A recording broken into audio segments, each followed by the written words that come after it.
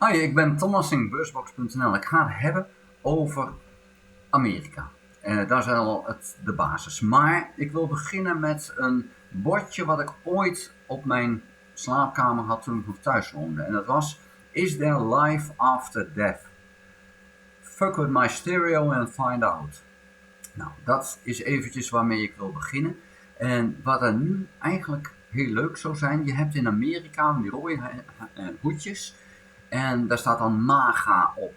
Het is nu ook erg leuk om nu in Amerika met blauwe hoedjes te gaan lopen en daar FAFO op. F-A-F-O. Waar staat dat voor? Fuck around and find out. Nou, en dat is dus wat er nu eigenlijk gaat gebeuren in Amerika. Mensen hebben gewoon maar gedacht van, ach, we stemmen op Trump en dan zien we wel hoe die het lekker gaat verstoren. Alles is beter dan zoals het was. Fuck around. Ja, en dan ga je nu find out, nu ga je uitvinden hoe het dan daadwerkelijk gaat lopen onder Trump. En ik ben heel benieuwd. Dus die FAFO, die is wat mij betreft ontzettend populair. Ik denk als je nu blauwe hoedjes maakt met dat erop, dan kan je behoorlijk rijk worden in Amerika. Dus het lijkt me even iets wat snel gaat komen. En zo'n hoedje zou ik wel willen hebben. Dat lijkt me wel lachen. Want het geldt ook in Europa.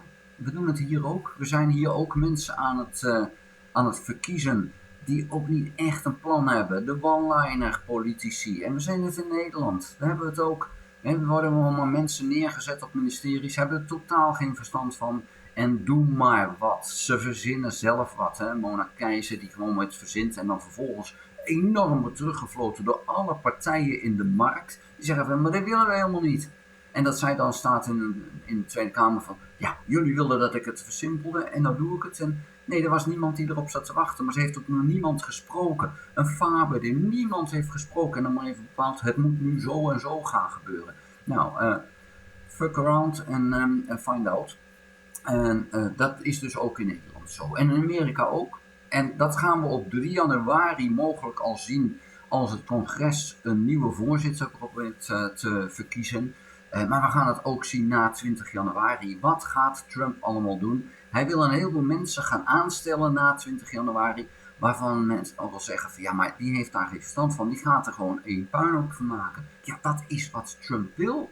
Die wil dat er een puinhoop komt. Trump heeft 2 plekken waar hij echt een enorme puinhoop wil creëren. En de eerste plek waar hij dat wil is in de rechterlijke macht, bij de rechters. Hij wil namelijk niet aangeklaagd worden. Hij wil die rechterlijke macht zo verkloten dat die aanklachten tegen hem nooit meer in behandeling kunnen worden genomen in zijn tijd dat hij nog te leven heeft. Dus hij gaat die gerechtelijke macht volledig uitkleden. Het andere punt wat hij wil is de FBI. Hij wil niet dat die FBI nog onderzoeken kan gaan doen in Amerika. De FBI is puur voor Amerikaanse veiligheid. Daar gaat hij dus iemand neerzetten die FBI gewoon letterlijk gaat uitkleden. Gaat zorgen dat dat hele instituut niet meer kan doen waarvoor het is opgericht. Want het is in zijn voordeel, want er zijn veel te veel dingen van hem, maar ook van zijn vriendjes, die dusdanig zijn dat hij eigenlijk al lang in de gevangenis had moeten zitten. En dat weet hij zelf ook.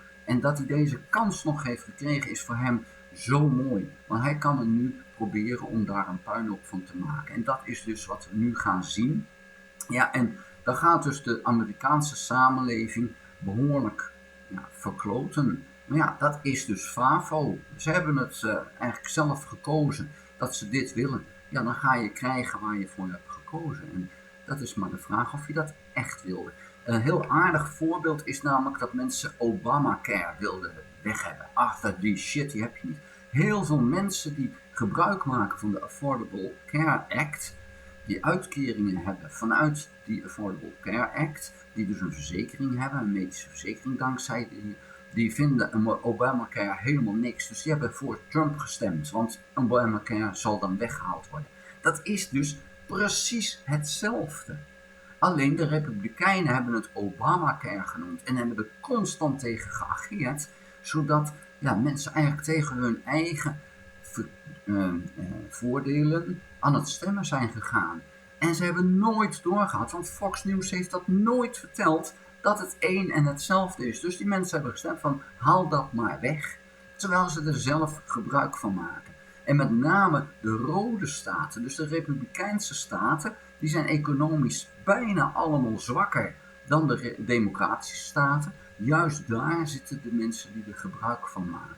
En die hebben massaal dus op Trump gestemd. Zo van, ja, haal het maar weg. Nou, laat hij het dan maar weggaan. Dan zullen ze het ook uitvinden ook hoe vervelend dat was. Maar dat komt dus omdat die Amerikanen, die zijn zo stom dat ze zich niet op de hoogte hebben gesteld. En ze laten ook zich niet op de hoogte stellen. Als je naar Fox News kijkt, of vergelijkbare zenders, die geven het nieuws niet, die creëren het nieuws. Die creëren hun eigen werkelijkheid. En als je dus wil weten hoe het zit, dan moet je daar niet zoeken. Maar die Amerikanen, die kiezen, die verzuiling is zo erg, die kiezen voor één zender, daar kijken ze nog naar, daar halen ze hun nieuws. En ja, dat nieuws, dat is dus geen nieuws, dat is een gecreëerde werkelijkheid. Dan stemmen ze voor een Trump en dan krijg je dus deze shit over je heen.